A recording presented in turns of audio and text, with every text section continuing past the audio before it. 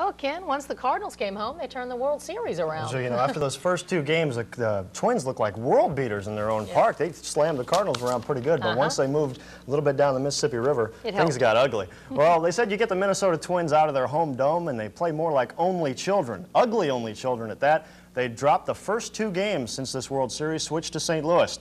And tonight the Cards going for the Gateway City sweep. It was a scoreless duel until the 6th when the Cards got three with the bases loaded. Kurt Ford singles to center. That would score Vince Coleman and Ozzie Smith to make it 2-0 Redbirds. An error would make it 3-0, and the Cards took a 4-0 lead into the 8th. But then Gary Gaetti launches one deep to center. Willie McGee on his horse. Will he make a great catch at the wall? Well, he makes the catch, but then it pops out of his glove. That scores Dan Gladden and Greg Gagne. Gaetti winds up on third with a triple, but that's as close as the Twins got. It was 4-2 the final. The Cards now lead 3-2 with Game 6 coming up in Minneapolis Saturday afternoon. If you're wondering whatever happened to the Three Stooges, well, let me tell you, two of them showed up today at a press conference in New York. 3 days after Billy Martin was named the new manager of the New York Yankees for the 5th time, and former manager Lou Piniella was kicked upstairs to the front office. And Martin has no doubts about what his return will mean to the Yanks. I know Billy Martin, and I know that every time I've been here we've had a winner, and the last laugh is going to be mine. I'm looking forward to the new challenge, and I'm going to do my darndest to get Billy the players that he needs, and to make it as comfortable as I can for him downstairs. I like it. I like it, and I feel that I'm going to be up here for quite a long time.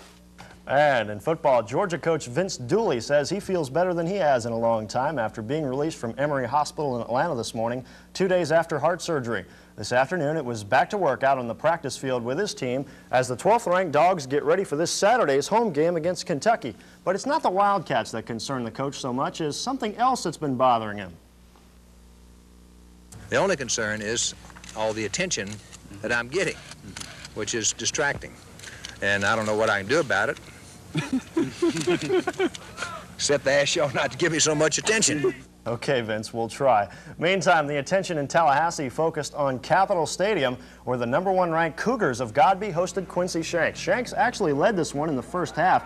Tim Kelly broke off a 33-yard run to get Shanks close down to the Godby 1-yard line, and quarterback Joseph Washington took it in on the next play from the 1.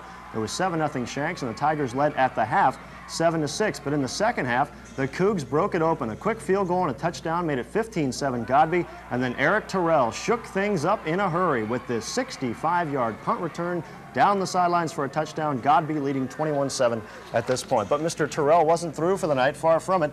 In the 4th, he latches onto this 48-yard touchdown pass from quarterback Will White. Godby cruises over Shanks 27-7 tonight. From Florida to Georgia, where tomorrow night the Eyewitness Sports cameras will bring you our game of the week. This Friday night, it's one of the oldest rivalries in the Peach State, Cairo and Bainbridge. Don Evans has a preview. They really do talk about this rivalry all year round for years on end. You can ask any of these old-timers around here in Cairo, and they can tell you about the Bainbridge-Cairo game that goes back all the way to, I guess, back in the 40s and the 50s. Like one of our businessmen said, it's not just a football game, it's kind of a way of life against theirs.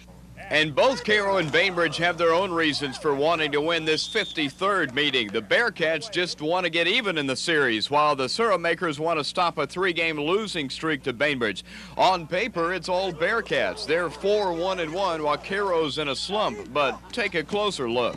We played the two #1 ranked teams in the state, Thomasville and Thomasville Central, back-to-back there. We started out early. We didn't play some real strong teams, and then lately we've had to get into this region schedule, and it's been awful tough. And the region schedule continues tomorrow, but that may be it for a while. Bainbridge most likely moves up to Quad A next year, and that'll change this region rivalry. Don Evans, Channel 6, Eyewitness Sports.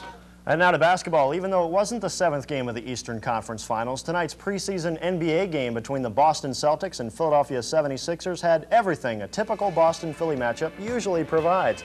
It had Larry Bird here with the steal and the give-and-go to Rick Carlisle. Bird for 2, and it was 30-23 after 1, Boston leading. It had the round mound of rebound, Charles Barkley on the fast break and the slam. But as most nights, Bird and the Celtics, too much for Philly. Bird again, the nice reverse layup. The Celts win it 111-107. Time now for Thursday night at the Fights, or Hockey Night in Philadelphia, whichever you prefer. Our hockey fight of the week comes to us from Philly, where the Flyers and Washington Caps went at it for 3 rounds. The Caps won the game 4-1, but the Broad Street Bullies, as you know, never lose a fight. And there's no lack of great fishing activity on Friday. The forecaster says check it out from midnight tonight till about 5 a.m. or in the afternoon, 12:30 till about 4. And Julie, that's sports. Thanks, Ken. And finally tonight, a